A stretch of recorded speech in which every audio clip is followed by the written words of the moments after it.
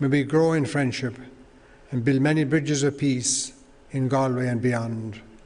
That's my wish and prayer for us as we gather this evening to celebrate the laying the foundation stone for the new mosque in Galway. Thank you. Now I would request His Holiness to address the audience.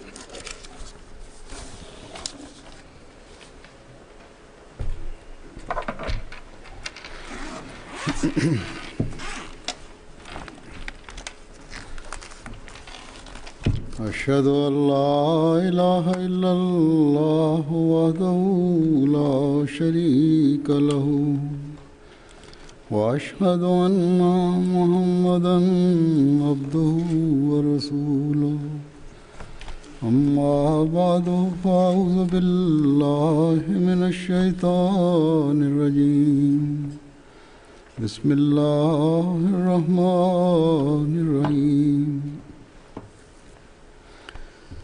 All the distinguished guests, Assalamu alaikum wa rahmatullah. Peace and blessing of Allah be upon you all.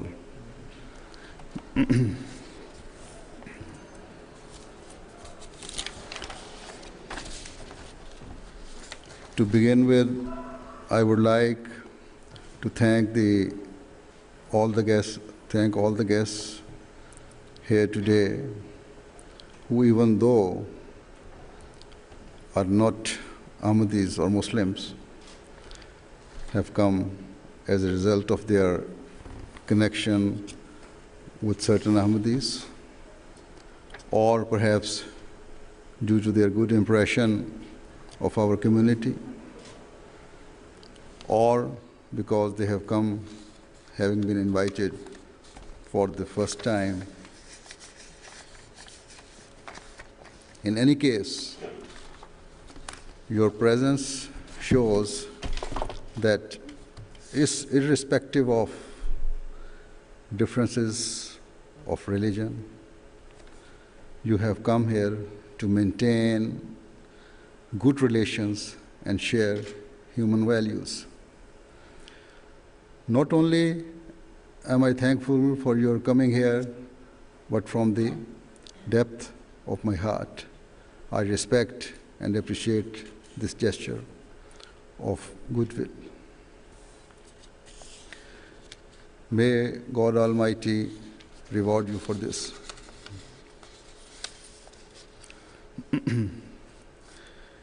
Anyway, after this expression of thanks, I would like to briefly say a few words to you.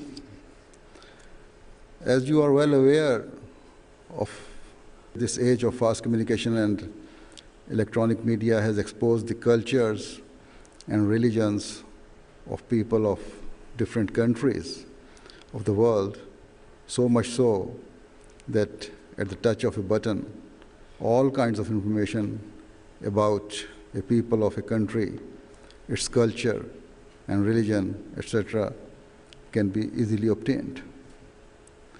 There is no incident that takes place that does not reach the corners of the world within just a few minutes. Also, due to the ease of travel, nations are coming closer together. At this time, most of the members of the Ahmadiyya community here that you see are Pakistani or Asian. Although there are also a few Irish Ahmadis. By the grace of God, our missionary, Mr. Ibrahim Noonan, here is also Irish. Nevertheless, the majority is of Pakistani origin, whose way of living and whose words and deeds, behavior and conduct are visible to all. If anyone wishes to know what Ahmadis of Pakistani origin are like and how they are, they can find out very easily by observing them for a few days. What I mean to say is that In the modern world, you do not have to go to too much trouble to assess the true nature, manners, and conduct of any peoples. In other words, a secret is no longer a secret. At the very least, there is nothing hidden about the character of the people or a nation. In fact, through very little research, all becomes easily apparent. Whereas there are some benefits to the global village, there are also some drawbacks caused by the media and by a desire to keep up with the modern trends. There's good and bad in every person. Whereas good leaves its effect, so does evil. But from a religious point of view, those who spread evil have a stronger effect than those who incline others to goodness, especially in matters of establishing the rights due to the Creator. Here, the majority of people disregard it. And unfortunately, the number of such people is on the increase who don't honor religion or their Creator. And that is why God sent His prophets and chosen people to the world to highlight the evil ways of mankind and to draw people towards good deeds. In this age, we Ahmadis consider the founder of the Ahmadiyya Muslim community, Hazrat Mirza Ahmad of Qadian, on whom be peace, to be the promised Messiah. We believe that he was sent to the world to establish goodness and to bring people closer to God Almighty. By reference to evil, I would like to draw attention to the fact that any evil committed, however small it might be, appears more prominent when it harms others. And in the eyes of the world, even if there is any good in that person or group committing it, this becomes subdued and the evil becomes prominent. In effect, the world cannot see any good in such people, and even in their goodness tries to find aspects of evils. Unfortunately, today, certain deeds of some Muslim groups which are contrary to the teachings of Islam and which are committed in its name portray Islam in a bad light. The opponents of Islam then try to find faults and means to defame it. The Muslims who carry out such misdeeds have given so much ammunition to the anti-Islamic groups that they are taking advantage of this and using the media to project Islam in the wrong light. The average man on the street does not question or query what he is told, and so he thinks that the propaganda against Islam must be true. The more educated or the researcher, however, tries to investigate the matter to deeper level. And I am fortunate enough to have educated people amongst us tonight. Anyway, one such well-versed person is Professor Richard Bonney, the former head of the Department of History at Leicester University. He has deep knowledge of religious matters, and in particular of Islam. He has also acquired the title of Reverend from the Church of England, and he is a leading member and executive of many different societies. He has written a book about jihad, and in it he has tried to clarify various aspects, and on scrutiny it becomes obvious that interpretation given by extremists is not true jihad. In this book, he has also referred to the Ahmadiyya community, and of course, in a positive way.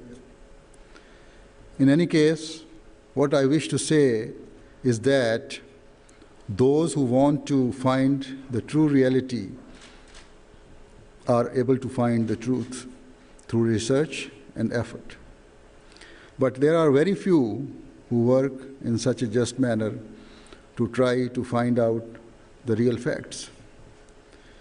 Instead, the general public rarely makes any effort, and so the majority bases its views on the acts of few groups who paint a wrong picture of Islam. In view of this, I request those of you who have come today that before you form any opinion of Islam, reflect on it from every angle and research for the truth. And I hope you will do so. It is our claim that the Ahmadiyya community alone presents the real picture of Islam to the world today. And what we say is based on the provable arguments and on our holy book, the Holy Quran. As I have said today, marks the occasion, I didn't mention, but today, as we know, we marks the occasion of laying of the foundation stone of this mosque, and which is being laid with the consent of the council and the agreement of the local people. However, the laying of this foundation stone has reminded me of the proposed building of another mosque, one which has drawn the attention of the world, and in particular, the American public. The mosque that I am referring to is the proposed mosque in New York City at Ground Zero, where a few years ago, terrorists smashed planes into the Twin Towers. President Obama and the New York mayor had expressed support for this project, but the majority of Americans were opposed to it. And this difference of opinion was becoming ever more intense and increasing. Those who support the building of the mosque argue that because Muslims are blamed for bringing down the Twin Towers, this mosque will show that Muslims truly love peace. On the other side, those against the construction argue, amongst many other points, that a particular Muslim group undertook this terrorist act, and the nation had to pay a terrible price. Building this mosque will be a permanent sign that having destroyed our beautiful buildings, Muslims have now built their own mosque at the same place. They argue that its construction will be a means of hurting their feelings continually, and thus it will be a victory for the terrorists who want to take over our places through force. In any case, this is a controversy in which the entire American and the international press, along with the American public, is involved. The press also